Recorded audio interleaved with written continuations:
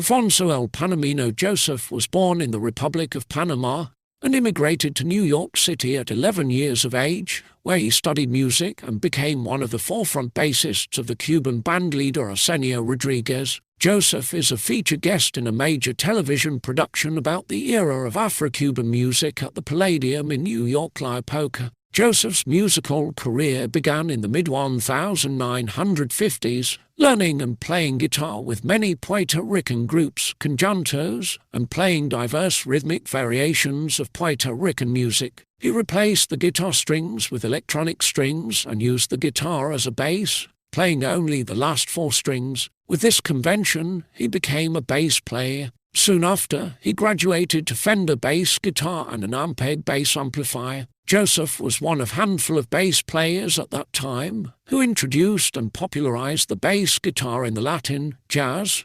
Latin/jazz and R&B venue. Throughout the 1960s, Joseph performed at the Palladium, and in the late 60s and early 70s, he performed at the Roseland Ballroom in New York. During the same era, he also played bass at Birdland, a club with regular jazz and Latin jazz performances. As a bass player and vocalist, Joseph accompanied several bandleaders and musicians during the main era of Latin music and Latin jazz, including Arsenio Rodríguez and Candido. Arsenio Rodríguez was a Cuban tres guitarist, regarded as the originator of a Latin style called the San Montuno. He taught Joseph the techniques of Cuban bass rhythms and syncopation. Joseph performed with Rodríguez at Carnegie Hall and recorded with him on Arsenio Records Arsenio Rodríguez y su conjunto Vol.